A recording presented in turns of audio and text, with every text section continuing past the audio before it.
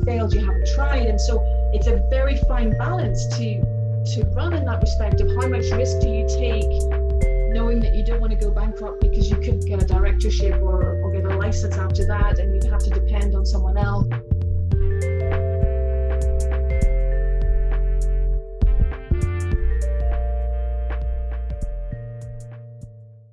Well, hello, all my beautiful leading ladies. I'm Antoinette Westcott here with my co-host, Renee L. Page. Hello, leading ladies. Lead. I'm excited to be here today with Joanna. Yes. Yes. So welcome to our podcast, Joanna. It's lovely having you. Yes. And we want to start with like a couple rapid fire questions just to, get used to each other and, find our flow. Okay. See if you're awake. See if I'm awake. Well, that will remain to be seen. It's all good. It's all good. I'm ready for you. Bring it on. Let's go. What's the first thing you do every morning after you check your phone? Oh, after I check my phone. So by that stage, I've already snoozed the snooze button 5 times. Yeah. I get up, go to the bathroom, come back and give the cats their medicine. One of my cats has heart medicine, so I need to give it to him first thing in the morning. So yeah, that's what I do first thing in the morning. So you hit the snooze button. Well, the precision that Antoinette made was that it was after I checked my phone. So I only check my phone after the snooze button. So straight after that, it's heart medicine for the cats. Because I hit the snooze button. It takes me like 3 times. So I hit the snooze button. Dear girl, that's on a good day. But anyway, let's not go into how much sleep I need and everything else. Anyway. We all need our beauty sleep. We all need our beauty sleep, and some, including myself, more than others. Anyway.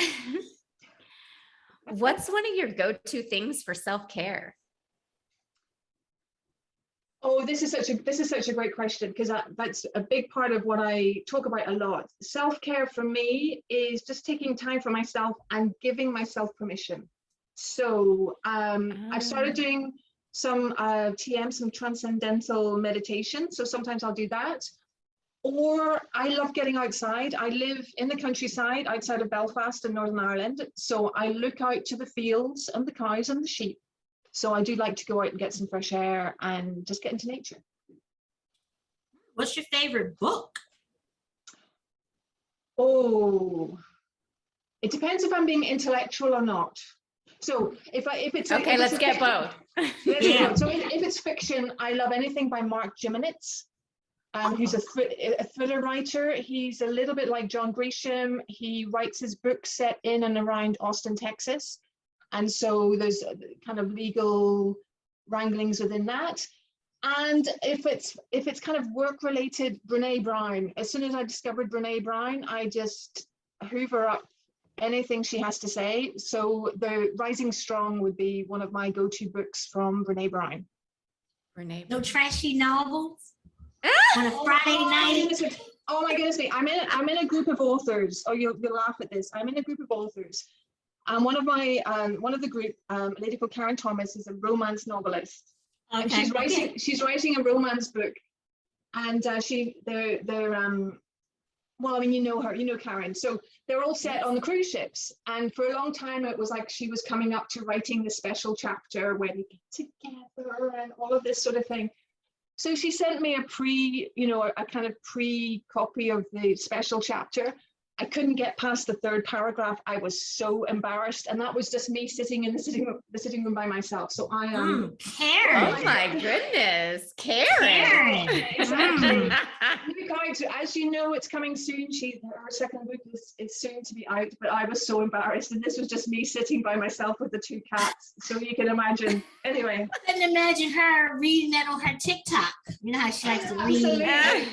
Absolutely. So yes. She's got nothing on 50 Shades of Grey. Oh, it sounds like she's peeing.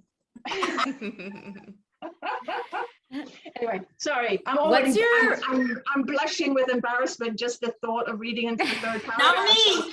Oh my goodness me, that sets us up for the interview of how easily. Hey, we want to hear about this. Matter of fact, I want to get in my car, Karen, and get mine. I want to read this. Well, So what's one of your favorite purchases under $100 that you made in 2021?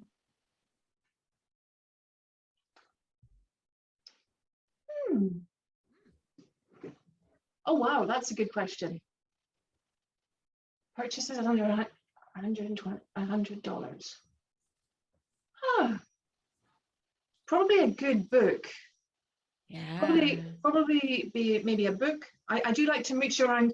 So I would go and mooch or spend money on, do you know what I mean by mooching? Mooching around the shop, seeing what's there. It's maybe a very British thing. It's just hanging out. So I like home stores. So I like getting nice mugs, for my tea, or little dishes or things like that. So it might be something for the house, something like that. Oh, something that brings you joy. Yes, brings a bit of color, Okay. But I have all of these little pots like this to put my tea bags in. Anyone else would just put the tea bag directly in the bin. I like to have little pots that have little pictures on it, and that's the type of thing I will buy. Oh, cute. Good to know. Tea bags. Oh, that's so fun. Mm-hmm. If you So could you're switch looking at me career- with big eyes as if to say, who is this woman from the UK that we've got on our podcast with these weird things? No, I love it. I love it because No. I'm a tea person. I love it. Just gave me an Oh, idea. Fantastic. I love it. You gonna spill No, a tea I today love it anyway? too. She gonna spill a tea today anyway, right? Ain't that the truth? Ain't that the truth? No, these little tips are good to share because I wouldn't have thought, like a couple times on the podcast, I have a plate here that I put my tea bag on next to my tea. So to have a little cup. Yeah, well, it's just that I have little dishes, like maybe you would, the same kind of thing you might put olives into or something like that. And it just, it just looks pretty. It looks very pretty. So is the olives Yeah. for the wine later? You know what, Renee? I have acquired an allergy to wine. I can't drink wine anymore because white wine makes me sneeze and red wine gives me a head cold. So I'm absolutely gutted, but yes. So anyway, I'm teetotal. Oh, Oh, that is so strange. Did you have that your whole life? Very possibly, but I think, to be fair, when I was younger, I pushed through. I took a hit for the team and continued drinking the wine. Yeah, that's our girl. Age and maturity that I thought, okay, maybe that was what it was. do that again for the team. Then I start singing. Then I get up on the desk and I start dancing. It's not pretty, so let's maybe not. Maybe I love it. I love it. I would pay Karaoke money at to see Joanna's that. house. Yeah, I would pay money to see that. You haven't heard me sing. Anyway, If you could switch careers tomorrow, what would you try?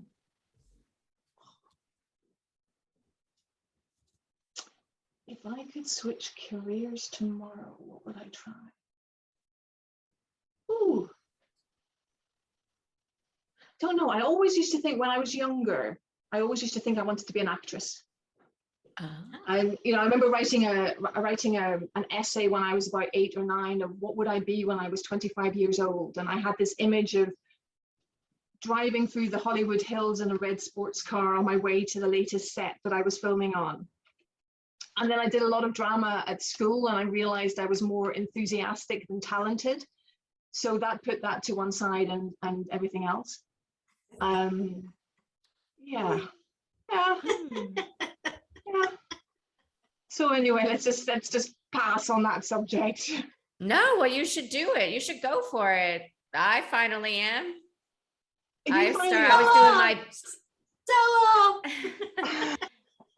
I was doing my backup plan and, went to college, finished, got a career and stuff the whole time, knowing since I was 5, like I wanted to pursue my acting career. And now I'm here doing it and it's the best time of my life. Oh my God, that's so brilliant.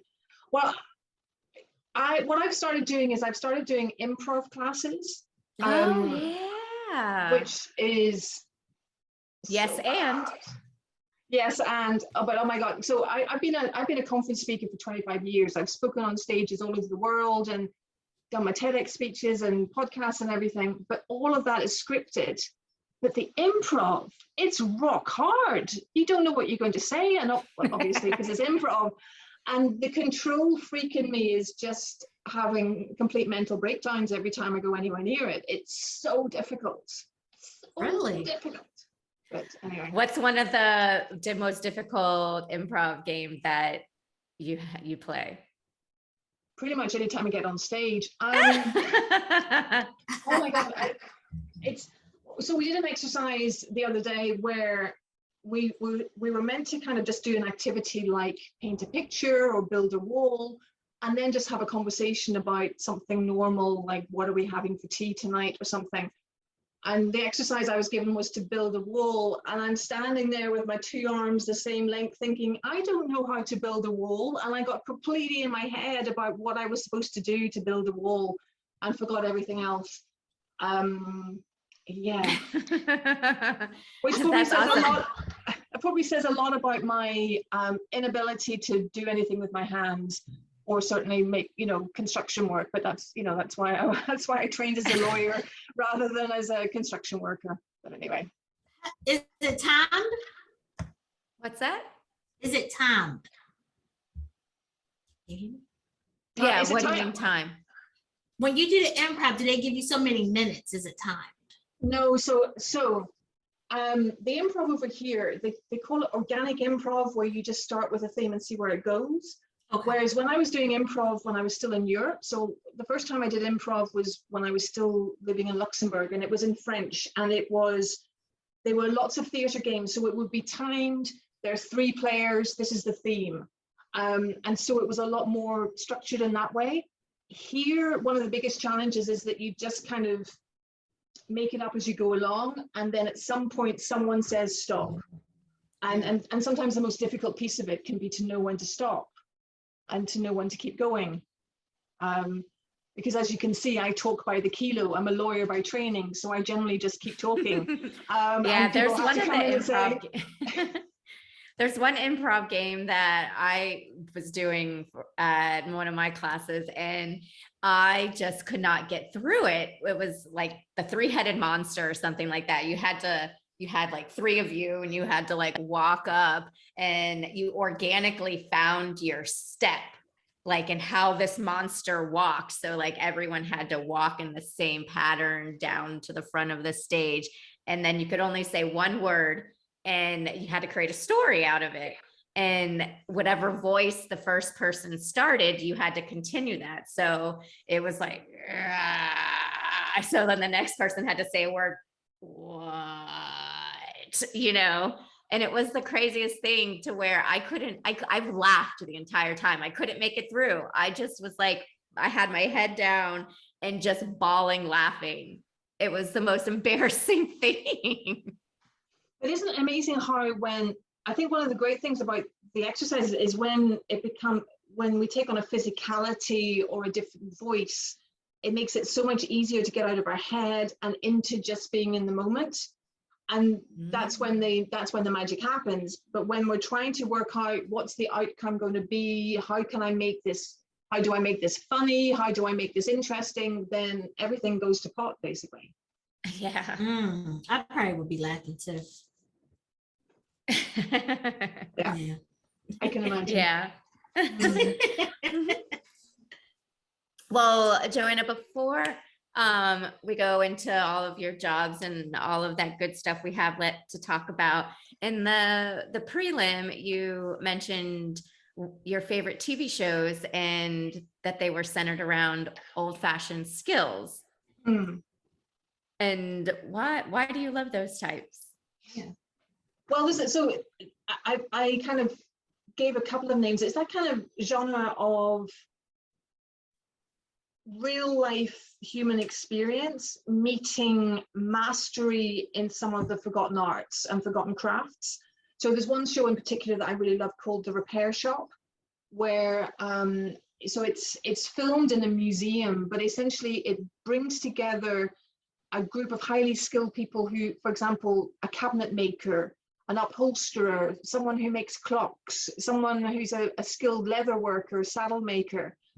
And some of the experts are maybe, late 20s, early 30s. Some of them are maybe nearer to 60, with these decades of experience. And what will happen is that someone will bring in a family item that might, for example, if they've escaped as a refugee from Iran, this might be the only thing they could bring with them. Or it might be a doll or a kind of, those horses on wheels that you push behind. So maybe it's a horse on wheels that you learn to walk, they learned to walk again after they were recovering from polio when they were 6 years old. And they're now 65 and they want to have it repaired. And so there's that kind of combination of mastery and humanity that comes together that I just really enjoy watching. Don't get me wrong, I'll also binge on NCIS New Orleans and absolutely love it. But the aspect of that mastery and some of the kind of competitive shows around that as well, around pottery or around sewing, I just find it, I find it inspiring to watch people that have that kind of skill and are so. Do you think it's kind of like a lost art? There definitely are. Some of them are definitely lost arts, or just things that. I think we used to have a system. It's coming back in, but we used to have a system here in the UK around apprenticeships that some people would go to university, other people would go to do apprenticeships, learn how to make cabinets or whatever else. And then there was a change in policy, which was let's get the kids into university because that reduces the number of unemployed people and so on. So lots of kids went off to university, but they didn't do these skills. So now in some ways those skills are lost. And I think as well in a society that's about fast fashion, or if something's broken, let's just get a new one, to kind of take a step back and say, well, these things that were made decades ago, the longevity of it and the craftsmanship that went into, they deserve being looked after and being cherished for the memories that we have, and just to be able to kind of tap back into that. Yeah, well, I know, do they still do that in Ireland, England? Because I know in Australia, they still have the apprenticeship stuff. And I don't know if we ever had that in America, which I think is excellent and that we should bring, because here it's the land of, I'm a roofer, I build roofs, I'm a plumber. I'm just going to go get a little toolbox and I'm going to go start working, where a lot of the quality of the products that we have are not there anymore, even home construction and things. Yeah. Oh, I didn't realize that. Yes, here there's still the apprenticeship, but it's maybe just not as widespread as it might have been before. There are certainly kind of now there's maybe more of a push to bring people back into that. It's so interesting what you say though about the idea that there's maybe not the quality there. Right. Because one thing that strikes me, particularly when you say, oh, let me just get my toolkit and I'll go and become a plumber. It also reflects something that I find, the difference between working with coaches and mentors here in the UK and in Europe compared to stateside. Because here, what can often happen if you've got an idea, you want to go and do your own business or your own project, is you will spend the next 6 months explaining all of the reasons why it's not going to work. Whereas when I've been working with my North American mentors and coaches, I'm very much encouraged to say, well, how do we make it work? So when you say about, oh, well, I want to be a plumber, let me get my toolkit and do it.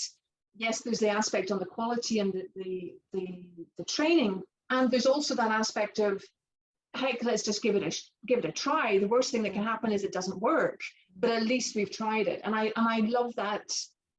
I love that kind of spirit and mentality of, just because we haven't done it, why wouldn't we go and try it? And that's quite exciting for me.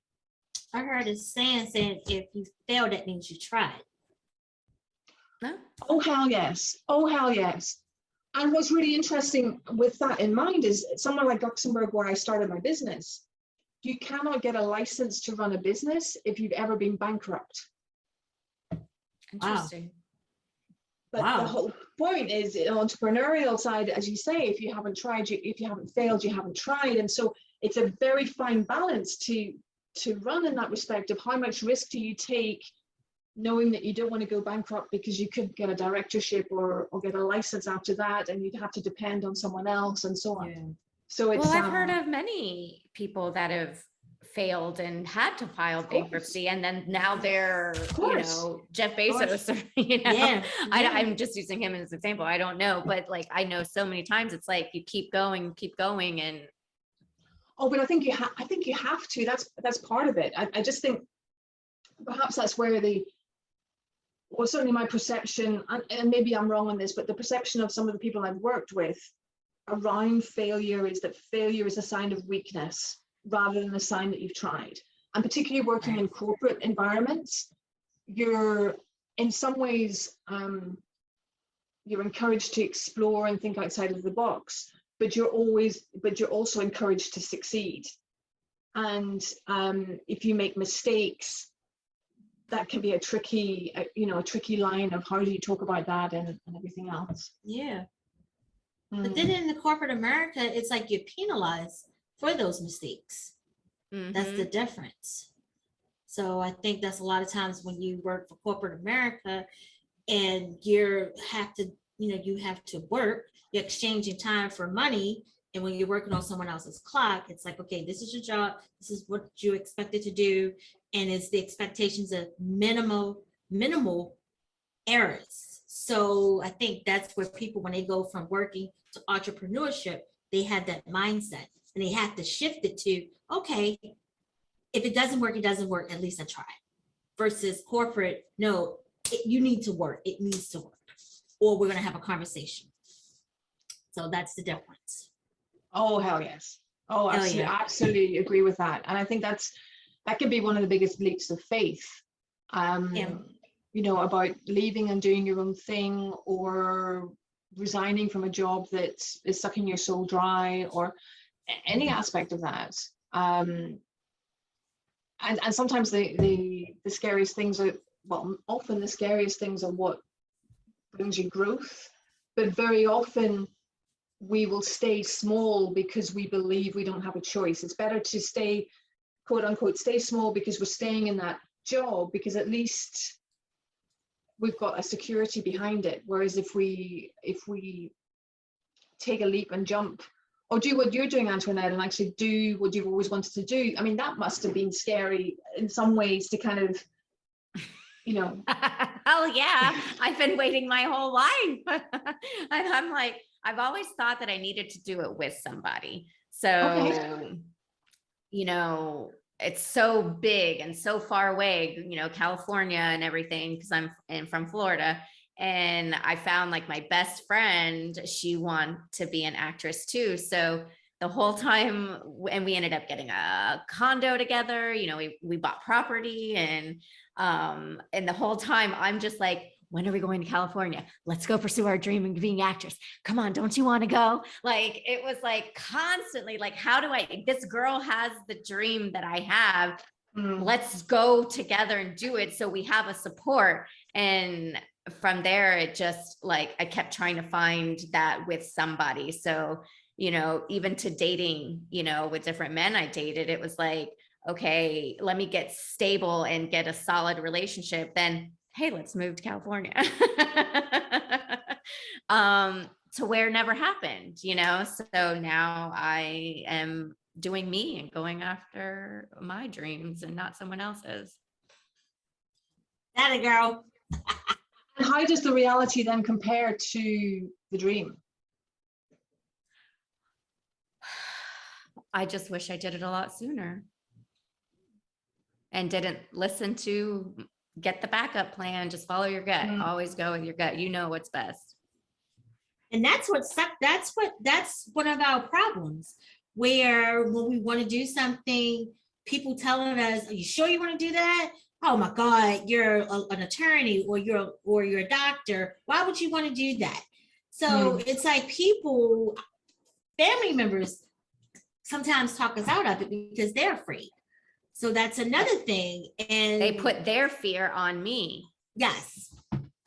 Oh, that's very human. And the question that comes into my mind is, do you think that as women, we get even more pushback when we want to follow our dreams because there's an expectation of that box that we should fit into, and that, you know, that family that we're supposed to be also having and everything else? Security. Yeah, I think it was more, Well, I think security, right? Where it's like, okay, you got this degree, you're this, why would you want to go and do that? You know, you'll get a pension. And I think it's what's the word I'm looking for? That comfort zone where if you stay stability. If you want to stay, you know, you stay here 20, 25 years, you'll retire with a gold watch. So, but then you get a paycheck every 2 weeks, but you're not fulfilled. right. So, I mean, that's my little take on it. So, but you're not fulfilled. So it's just that mind, that shifting the mind that I want to do. Shifting of mind. Yeah, it's a mind shift. I think also even allowing ourselves permission to ask to be fulfilled, you know, that even becomes something on the radar. I mean, it's something I've been thinking around this idea of permission, and we didn't know that we were allowed to ask, very much in the context of, you know, work-life balance and the generational differences, because a lot is said of the younger generation coming through, and and the fact that they believe there's more to life than work, and they don't want to do the drudgery and all of these hours, and they're looking at their managers and leaders who are, you know, of my generation that are quote unquote making the environment toxic. They're workaholic hours, they expect everyone else to, and why can their manager just not understand that there's more to life than this? And that, for me, that there's almost an implication that the manager is quite happy to work those hours and doesn't want a life outside. And where I struggle with that is that when that's not true. The manager does want that. Absolutely, absolutely. And I'm the first to admit that there will have been times in my corporate career where I was more than likely the workaholic, toxic manager, because I was working stupid hours. And I was so stressed and exhausted that I was kind of generating that. But what I've come to realize talking to my peers is that it wasn't that we didn't want to have a life outside. I just didn't know I was allowed to ask for it. I just thought this was what you did when you worked in corporate, you know, in the corporate environment. And so this idea that you're saying, Renee, about doing a job 9 to 5, getting paid twice a month, but you're just not fulfilled. Right. I think there's also an aspect of, I didn't even know at one point that I was allowed to ask to be fulfilled. Does that make any sense? Yeah, I think it's an insult where you got to fill out a piece of paper and say, hey, boss, can I have July the 4th off so I can take my kids to Disneyland? I think that's insulting that you have to ask somebody permission to go on vacation and then for them to send it back to you, vacation denied, because someone with more seniority got it. That's not work-life balance. And I think that's insulting. And it's like, you know, that's just part of the corporate America. Antoinette? Yeah. Antoinette looks like she's frozen, or am I frozen? No, I can see you. I can see you both. Antoinette? I think she's frozen. Oh, it might be. Well, that's all right. She'll find us again. Yeah, so that's the thing. So that's why, like with my job, you know, I make my own schedule. Shit. And I love it because I get to hear me. We can hear you, but you just frozen. You're staring at me. Oh, wait a minute.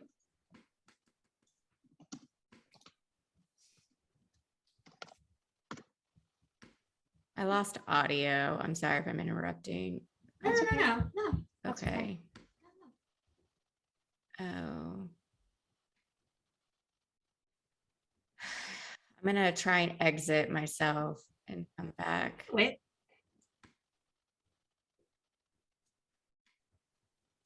Usually I'm the one with the internet issues. It's all good. I've got you connected on Ethernet, and the only thing I couldn't get to work was my microphone and my headset. But anyway, we're all good. Yeah, I had a conversation with Spectrum. I said, you're making me look bad. And that's I like to think that's why God invented editing. Yeah. Oh, yes, definitely. And pre-record podcasts rather than going live online. Yes. Because we'd be in trouble. I tell you what, the podcast that I was doing started as a Facebook Live, and the very first podcast that we did, that we actually put out as a podcast, about 3 minutes before go live, I spilt my tea all over my desk. And you know what tea's like, it just runs everywhere. And so the first 3 minutes of this live interview as a Facebook Live was talk about yourselves. I got my bath mat here. I'm just, mopping it all up and everything else, but it's all good. Well, I'm the host now, apparently. Yeah. That's You're in exciting. charge. Oh my Lord. Oh my goodness. The power. What type of attorney are you? What type of attorney? What attorney type of attorney? So I trained in tax. So I was a tax consultant for 16 years. So a defense. So you're like a defense attorney then? No. Criminal. No, tax attorney is a criminal attorney. Oh no, this is just no. So over here, it's more a civil thing, but it's I was specializing in VAT, which is like a sales tax, but not quite. Okay. So I would do the work on the compliance side of filling in the tax returns, and then also the advisory side of that. So I did that for a long time. No, I was just teasing. I say a tax attorney is a criminal attorney. Yes. Let's not have the conversation about the difference between tax avoidance and tax evasion. But anyway. No, Uncle Sam can't stand me. Offline. Yeah, we'll talk about that later. But welcome back, Antoinette. Thank you. You're welcome. I had a phone call come through my computer, so it really? blocked the sound and everything. I couldn't hear anything anymore. And then when the call went away, it didn't come back. So it's not just me. Well, welcome back. Renee was just talking about how in her job she was able to choose the hours that she works rather than being forced into that. And one of the projects that we're working on as far as work-life balance, and some of the nurses are for doing self-scheduling. Some of them are not, because they know that they feel like, okay, I know that I work a block schedule and I can plan things out. But then they're the main ones. Hey, Renee, can you work for me on this day because I'm taking little Johnny to the baseball game or whatever. But it's like, if you go to self-scheduling, you can schedule yourself and you would have more work-life balance. Mm-hmm. So, I had to come up with a proposal for that. And I know they voted like a couple of months ago, and it was like a small margin for those that wanted self-scheduling. But it's like, ladies and gentlemen, why not? Where you have that freedom, if you have to plan something, you could just put an X and say that you're not available versus block scheduling. So I just feel that should just be the model that jobs have, that you can make your own schedule to have work-life balance. So that's just my little take. No, Joanna? Oh yeah, I'm thinking. Give me some time. Sure. Sorry, I haven't frozen. No, I'm still here. I'm like, everybody's freezing on me. No. That's me. No, I saw the wheels churning for Joanna, so I was like, let me wait. This is gonna be good. Yes. Well, it's so I had two things that came into my mind. One from the perspective of the person being asked to self-schedule as compared to being given that framework. And one from the perspective of the employer that's got to manage the projects around that. Okay. And so the aspect in terms of the employee that suddenly has got this freedom. One of the things I've observed with a lot of my clients and the people I've talked to around this work-life balance, and why is it so difficult for us to get balance that is sustainable, is that very often what kicks in is, came across this concept, excuse the technical term, committee. You know, that's like it. Committee. It's a book by Jake Williamson. Selena Barker also talks about it in her book Burnt Out. But it's the idea of it's those critical voices and that the incessant voices that come in our heads when we're in moments of stress, and they tell us this is all urgent, you've only got one shot at this is not the right way to do it, you're going to let people down. And very often when we get into those moments of stress, that shitty committee turns our superpowers into the dark side.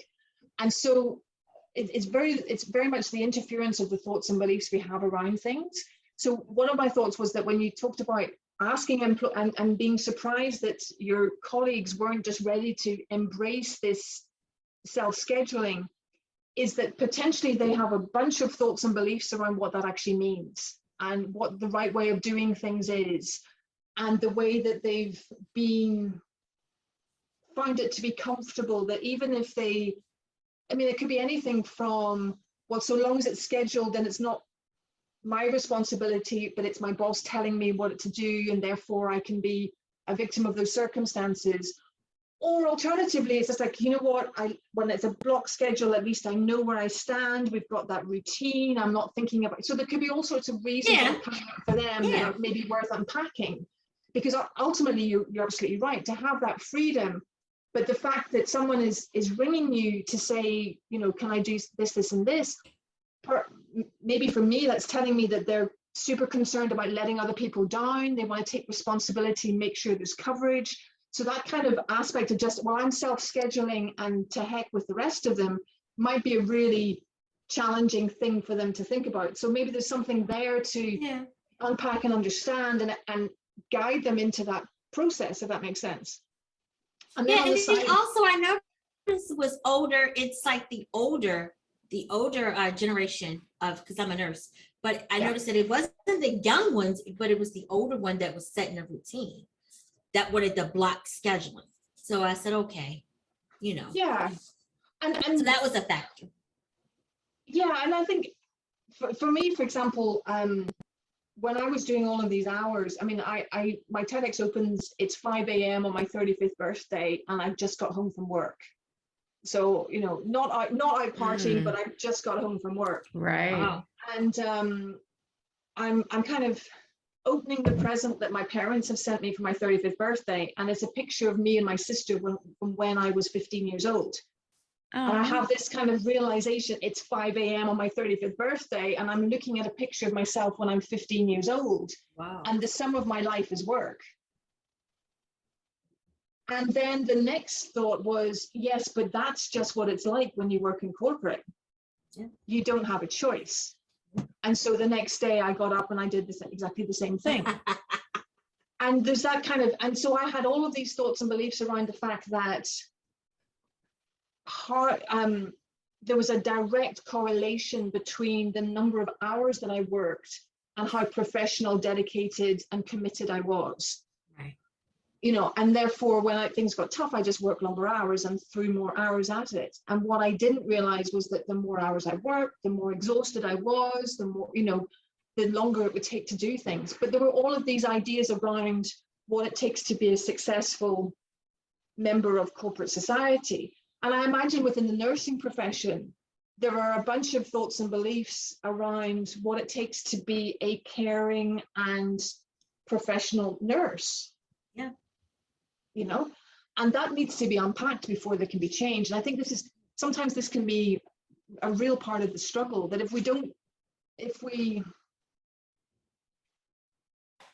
many of us, well, I mean, I certainly didn't know I was having thoughts and beliefs, let's put it that way. I just thought I was trying to get through the day, you know, and try not to mess up, try not to let anyone realize that I had no idea what the hell I was doing. You know, and put on this facade. Fake it till you make it. You make it. And I got so long faking it till I made it that I didn't know what was real and what was faking it. Wow. and that kind of faking the confidence, faking that I had, you know, everything together. Whereas in my personal life, I was so exhausted that if you ask me where should we go for dinner, I'm like, I don't even know what exists. McDonald's. Let's go to McDonald's. Don't ask me to make a decision as big as that. Just tell me, you know. So yeah, so I didn't know I had thoughts and beliefs around it, and that's really since the second burnout and Peter's death by suicide that I've had to unpack that and really kind of see that that's what's happening, and from there then be able to do the work to move forward and to be able to recognize So it. do you think, Joanna, that 8-hour work days are sustainable versus having the managers who are lawyers or doctors who just work like 12, 15-hour days? Like, that's not work-life balance either. So what is a good, and 5 days a week? Should we go to 3-day weekends? Or 4 10s. That's a new thing, right? 4/10s. 4/10s. I don't know if work-life balance is a question of numbers. I don't know if it's just, oh, let's find a number and that's the number of hours that you work. I don't know if that is, I don't know if that's. Well, part of it is hours, because that's part of burnout, is you're exhausted from putting too much time and effort into someone else's company rather than your own. Mm-hmm.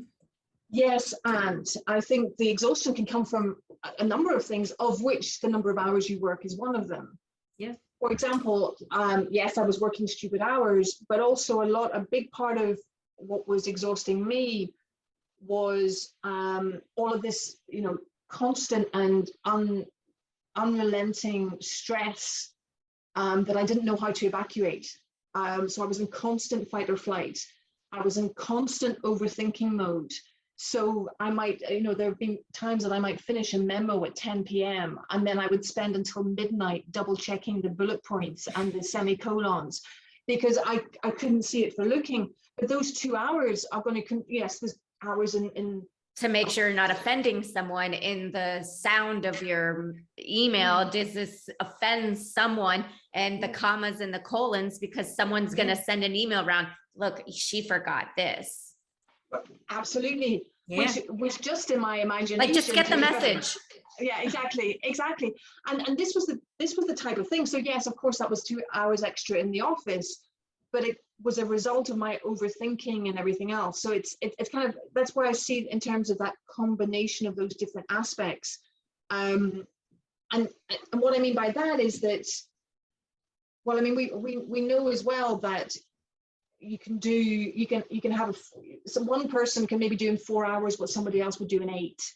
So the fact of saying, is a 4-hour week for a 4-hour day, is that a realistic thing? Well, for some people, yes, that because they're super organized and everything else, but for someone else that might need that headspace to think and dream and maybe do extra reading, that 4 hours is going to be only half the time that they need to be able to do it. That's what I mean by it's not necessarily a number.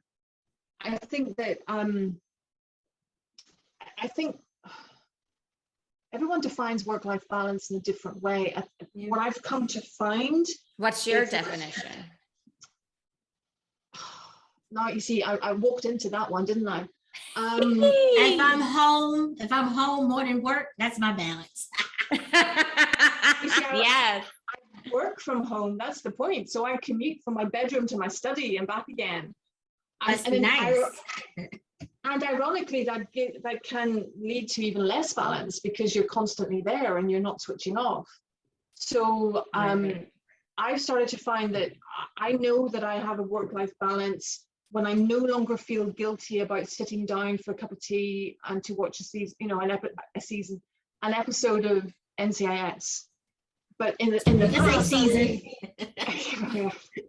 There is let's not talk about 7 seasons in the space of a month. But anyway, they're very good actors and very good storylines, and I love it. Anyway, yeah. So I think there's, you know, I started to know that I was having that work-life balance when I wouldn't feel guilty about taking time for myself, when I wouldn't be worrying about all the things that I wasn't doing.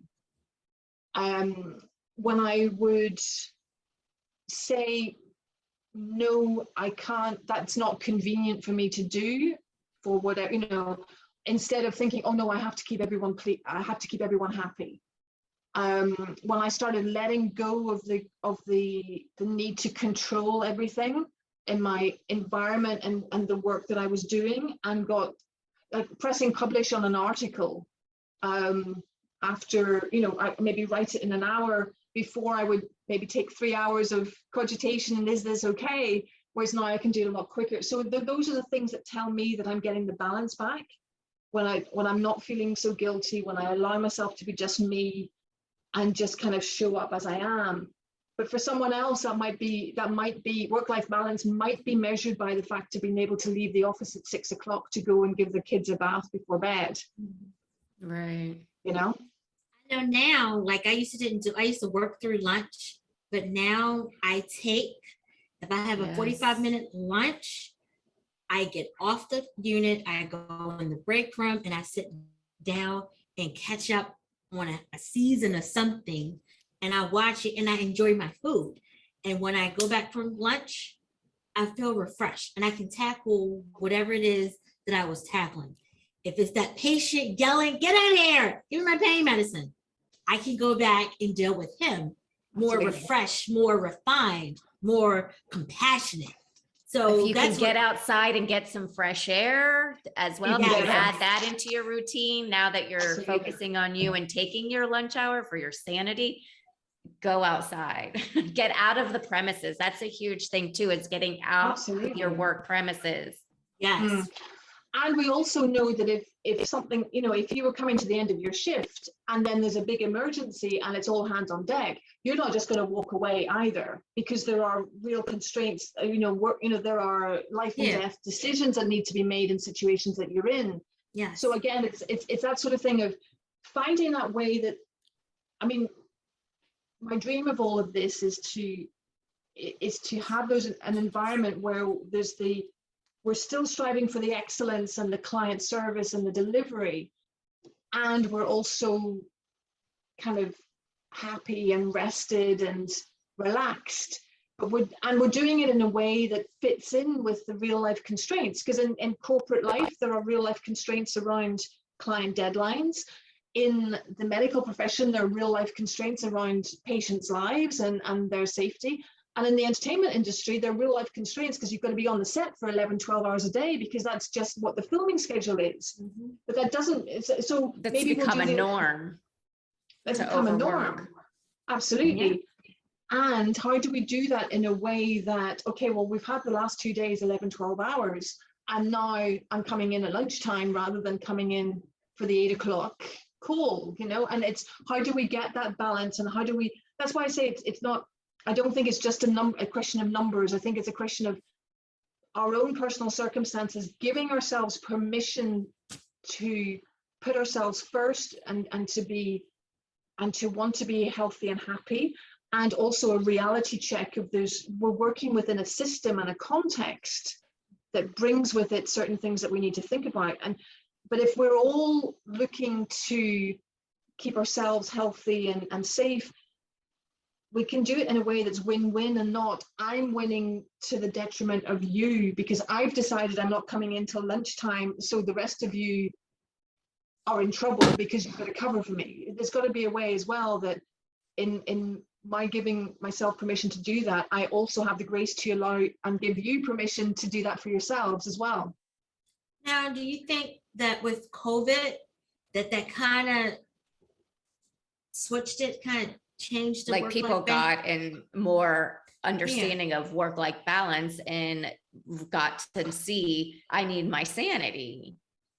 But with being quarantined, working from home.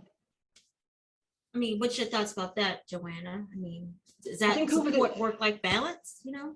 I think, again, very individual, depending on who you speak to. I think one of the great things about COVID for me is the conversations that are being had about mental health in the workplace, and employers being so much more aware of it, really looking to support their teams around that. And then again, there are different aspects. For example, one of my friends, her husband would, before COVID, would travel an hour and a half every morning from the north down to Dublin. and back again. So he'd be on the train, might do a little bit of work, but he'd go out for a walk when he got to the other end, go out for a walk at lunchtime. But then working from home, that hour and a half each way, those 3 hours became extra time to work. So he would sit down and do that extra time. So that didn't bring him balance. That just brought him more time that he could work. I know for some people, being away from their colleagues and being away from that human interaction has been incredibly difficult on mental health. And there have been others for whom it's been the occasion to go out for the walk at lunchtime and to manage their, because of the environment that they were, because of the job they do, they've maybe been able to organize themselves differently, that the work gets done. But it might be that because they're homeschooling, they're just working at their desk from, I don't know, 9 till 3, and then they do that, you know, they do stuff with the kids, and then they're back online at 7, 8 o'clock at night, and so they arrange it differently rather than the quote unquote static. You've got to be in the office from these times. So I think there's what I've seen is that there've been a lot more conversations about mental health that weren't happening before. I've seen that a lot of people have in some ways taken responsibility for choosing what works for them. And then on the flip side, there've been others that have almost felt guilted into working even longer hours because they think, well, I don't have the commute, so I really should be doing some work. Well, a lot of people now I'm hearing are refusing to go back to work. Like they're enjoying the work from home, and the job is, no, you have to come back. It's like, why? We finally have proven, thank you, pandemic, that we can trust employees to work from home and let them have their 3-hour drive and commute. That's ridiculous. Like that should just not happen. If you want this employee, they're happy to work for you. They want to work from home. They do their job, allow it. And then it saves overhead for the corporation. Well, you save gas, it's the streets, the traffic. Gas prices. Gas in California is almost what, $7? Yeah, where I was yesterday. $7 almost. $6.69. It's funny.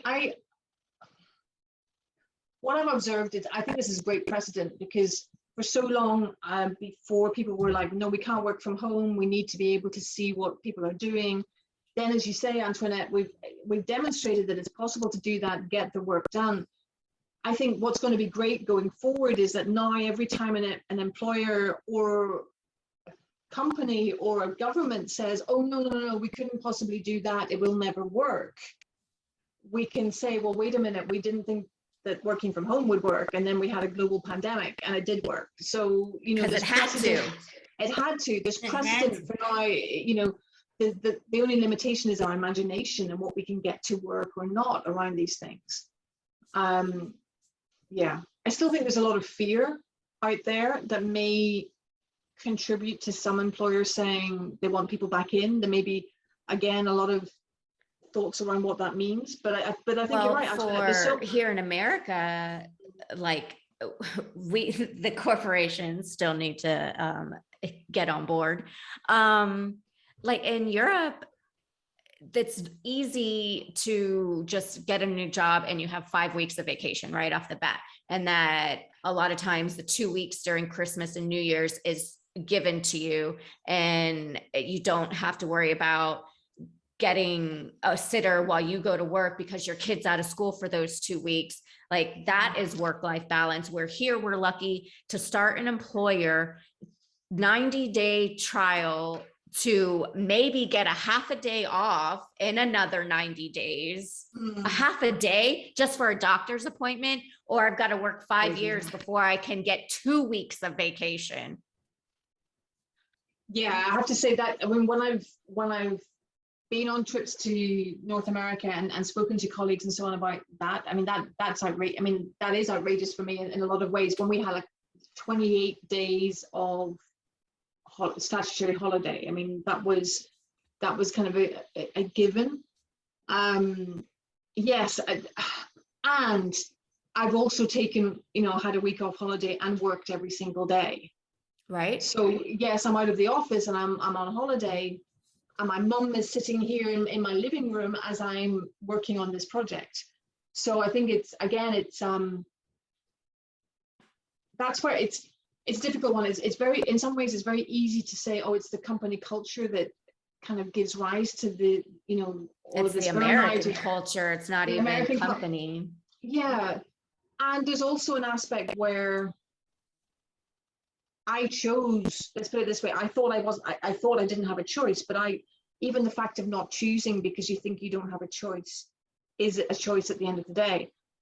I'm the one that, you know, my mum is sitting in the living room, I'm on holiday, but I'm working all the way through. And so I think there's that kind of aspect of how do we deal with it, you know? Yeah.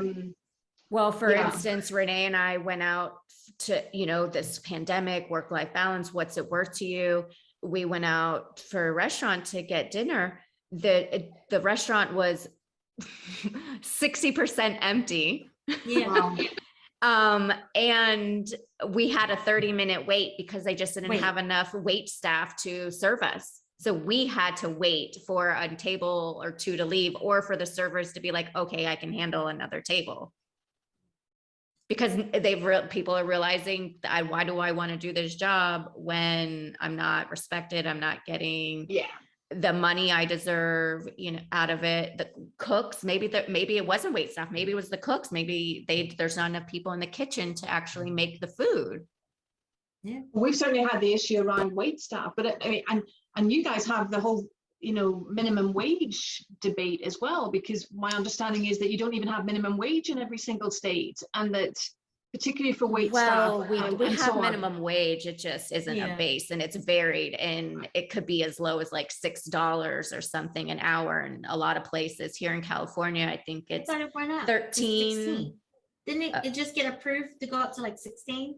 Oh, okay. In California? Yeah, you know more than me. But even so, for wait staff though in California, they get the $16, $15 an hour plus the tips, where in other states across the country, when I was waitressing, it was $2.13 an hour. Oh. And then a lot of people wouldn't even give a tip.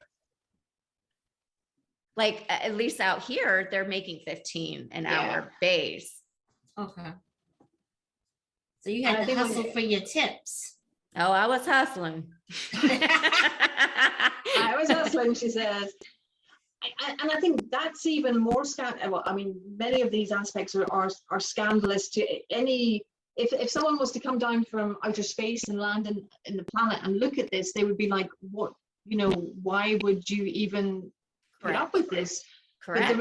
And the reality is that people out there and they're hustling and they're doing 2 or 3 jobs just to put food on the table, because and it's very difficult then to have a conversation with someone that's working 3 jobs to put food on the table to say, oh, you need to take time for yourself. I mean, that's the most, you know, I barely have time to go to the bathroom. Yeah, well, exactly. I mean, that's the most privileged, you know, talk about coming from a place of privilege, you know, and I'm certainly going to be the last person to start preaching about that. And that doesn't mean that the person that's working 3 jobs to put money on the table doesn't want more to life than this. Yeah.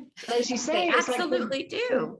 When are you going to do that? And it becomes that circle, that cycle of, you know, how do you get a different job that pays more and you know, so it's that's a different story. That's the other thing, you know, I don't know if you know, or you get to talk with your colleagues that, or your clients that are, you know, in the US. Even if we get our 2 weeks of vacation and we take it, we're in fear of, do we have a job when we get back? And it's like, even if I take 1 week, let alone I've got my 2, I can do it a whole 2 weeks, where I'm constantly, oh my God, did they find out that I didn't finish this, or did this not get done, or oh, did I do that? Because if they found out that this didn't happen, I'm fired when I get back. Right. I could be working more efficiently, and I could be working 20 hours for them instead of the person that barely can do 2 tasks. And like, oh, what else can we dump on her? Yeah. Because very often those that are efficient and high performing are the ones then that get all of that responsibility and all of those things coming in, you know, because everyone can see that you're reliable. my mind is just blown about even the very concept of how can you go 50 weeks in a year before you could have a holiday. That just for me doesn't compute. Yeah. I mean, okay, yes, you've got the weekends in between, but you know, let's face it, that the weekend is barely 2 days, and by the time you've recovered from the week and put your washing on, you've still got the ironing and the food shop and everything else. I mean, the weekend's over. Preparing for the week and preparing for the week. Yeah. Or you're taking the kids to their little Saturday afternoon. I mean, you know, their Birthday party. Yeah, so that's all day Saturday. So by the time next thing you know, you're home, 5 o'clock, 6 o'clock in the evening, and then you get the kids just together. Pass out. Yeah, so then it's Sunday, then you got to prepare for the week. So it's like, yeah. So